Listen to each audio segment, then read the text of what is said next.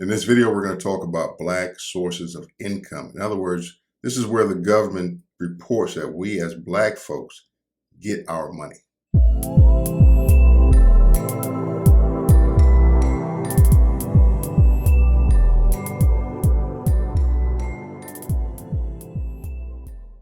So Black income is tracked along with every other demographic of the rest of the population by the Bureau of Labor Statistics. And a 2020 report paints a pretty clear picture of where Black money is coming from. According to the Bureau of Labor Statistics, there are 7 sources of income, and we're going to break those down in this video. All right, first and foremost, let's clarify what we mean by Black income. This is the income that's attributed to members of the Black population as they self-identify in reporting income. The IRS does not have a racial component as far as their reporting structure, at least a mandatory one, but they gather that information based upon what people self-identify as in surveys. So the data here comes from the consumer expenditure surveys in 2020. So what we're discussing here is Black income before taxes. This is basically your gross income. So this is the amount of money that you earn before anything is taken out for taxes or any other deductions. So those 7 sources are wages and salaries, self-employment, Social Security, private and government retirement, interest, dividends, rental income, and other property income, public assistance, SSI and SNAP, unemployment and workers' comp, VA benefits and regular support, and other income. So out of roughly $11 billion reported during the consumer expenditure survey, Black people accounted for about 9.5% of that. So roughly that's about $1 billion. But what's most important to note here is that the 9.5% number is a lot lower than the population percentage. If you're looking at population, Black population, 13 to 14%, and we're contributing about 9.5% as far as the income. There's a big gap there. So we probably would do well to try to figure out why there is such a significant gap. But anyhow, wages and salaries. Blacks accounted for 9.7% of the total. As with overall income before taxes, this was a couple of points below the percentage of the population that Blacks represent. Unlike wages and salaries, self-employment income is the income that you generate from your trade or your business. So it's those activities that you do on your own to generate a profit. So what did Blacks say as far as self-employment income is concerned? Blacks accounted for 7.6% of the income in the survey. So that illustrates another huge gap. Population, self-employment income, 7.6%. Social Security, private and government retirement. So these are the 3 most thought about retirement safety nets. And when you ask people what is their plans for retirement? What do they plan on having? Most of the time you'll hear one of these things. You'll hear Social Security, you'll hear about the private retirement, you'll hear about the government retirement. So if this is a really, really important metric, but where do Black people sit as far as getting income from these places? According to the survey, 8.4%. Interest, dividends, rental income, and other property income. This is where I see something that kind of makes me nervous because it's a huge indicator as to the propensity to invest, right? Income from these sources comes from your ability and your desire to invest. So where do Blacks rate as far as income from these sources? And this is where it gets scary. The Black percentage of the total aggregate income from these sources is 3.4%. Now, granted, Black percentage of the population at the time, income from investment sources, 3.4%. That's a problem. It indicates a deeper problem. That's a huge problem. A really, really huge problem. You see, because what the data tells us is that with the white population, that income exceeds their share of the population. With the Asian population, slightly below, but just a little bit below. With the Black population, it's a huge disparity. I mean, a huge disparity, like an 8-point disparity. So you have to ask the question: why is our income from these sources so low? And quick answer to that is because we're not investing at the rate the others do. But it's not really that simple. Because just because we're not investing, that doesn't mean there's not a desire to. There have to be some other factors. Why are we not investing? Is it an attitude thing? Is it a mindset thing? Is it an inability? Is it access to capital? What is it? If you have any ideas as far as that's concerned, let me know in the comment section below. Next up, we have public assistance, SSI, and SNAP. So in this category, this kind of lets us know we have some really deep issues amongst the Black population in the United States. There's always this debate about who receives welfare, who receives Social Security, who receives these SNAP benefits. White people are on Social Security or on welfare as well. White people get more welfare than Black folks. But if you look at these numbers, there's something important I want to point out here. Black people accounted for 24% share of these benefits, 24.6%. Now, just over 12% of the population, that means that the share of these benefits is twice the size of that of the population. That's a problem.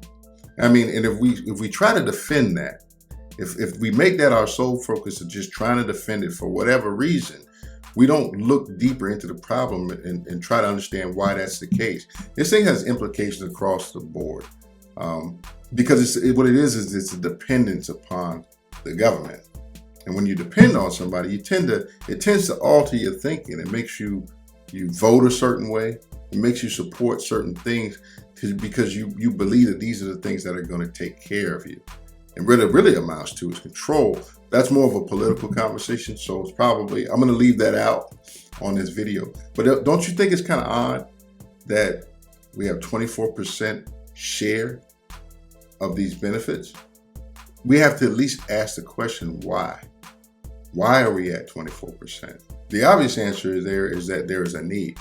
The obvious answer is that because of things in the past, situations of the past, even cultural things, up until this point, it's placed us in a position where, for the most part, as a demographic, we are in more of a need for those benefits. But we have to dig a little bit deeper on that. What are your thoughts on that? Do you think that's a good thing? Do you think it's a bad thing? Let me know. Maybe I'm barking up the wrong tree, but let me know what your thoughts are. Unemployment and workers' comp, VA benefits, and regular support. Black people take a 16.5% share of the income in this category. Again, this number is higher than the percentage of the population. It's funny because unemployment suggests that Blacks have a less steady occupation or access to work. Meanwhile, workers' comp seems to suggest that Blacks are more prone to injury. However, you can't justify those conclusions based upon those numbers. That would be a very simplistic approach. Again, just like the previous category, there's a ton of other factors that contribute to that. What kind of throws everything off is the fact that veterans benefits and regular support are included in the same category. The reason for this is because the service member numbers for Blacks exceed the share of population as well. So we have 12-13% of the population. The service member numbers would be up to 17-18%. So more than our share of the population serves in the military. So it's a broad category, makes it very difficult to figure out the actual impacts. And lastly, we have other income.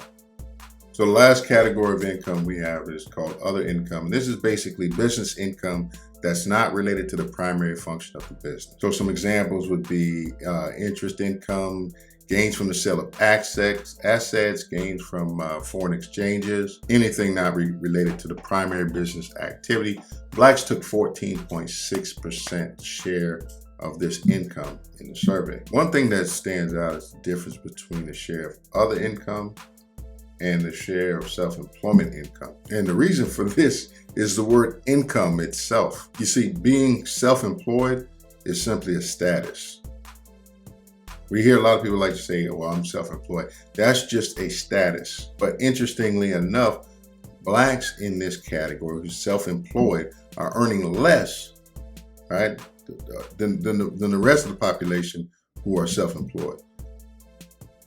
So what it tells us is that more Black people who claim to be self-employed are earning less money than whites and Asians who claim to be self-employed. And sad to say, but often less money than those who are employed. However, they're earning more of a share in terms of other income. So the confusing thing about that is blacks, according to the survey, are earning less as self-employed, but more as other income. And other income is actually other income that your business earns that's not related directly to the business activity. Sounds kind of strange to me. What do you think? What is the reason for that? Why is it that blacks are earning less in their businesses, right, as self-employed people, but somehow earning more in other activities related to the business or not related to the business's primary function? I don't know, kind of strange. Anyway, if you got an answer to that one, let me know in the comment section as well. So here's the breakdown. During this survey, blacks were made up about 13% of the consumer distribution units. 13%, which is about the same as our population. That's what it's saying. That's our share of the population, 13.2%. So here's the breakdown as far as income. Wages and salaries, 9.7%. Self-employment income, 7.6%. Social Security, private and government retirement, 8.4%. Interest, dividends, rental income, and other property income, 3.4%. Public assistance, supplemental security income, supplemental nutrition assistance program, 24.6%. Unemployment and workers' compensation, veterans benefits, regular contributions for support, 16.5%. Other income, 14.6%.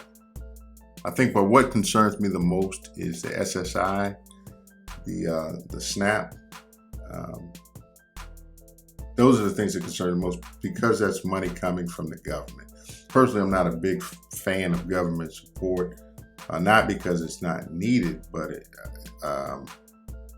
in terms of control. I think the more we rely on them, the more control that they have. I think it represents the biggest opportunity for blacks in America, especially when you hear these conversations about Black Wall Street. But if we want to do that, we need to start right there. That's what we need to address first. We need to start generating income, not getting it from the government. And I think another opportunity for that, another huge opportunity for that, is in the area of investments. If you look, our numbers are down in that area as far as investments. We can start practicing a little more foresight and putting a little more capital into these investments so that we're in return, we're generating more of our income from investments. I think that will improve the financial picture significantly going forward. In any case, let me know your thoughts in the comment section below. Be sure to like and share if you enjoyed the video, and I will see you on the next one. Peace.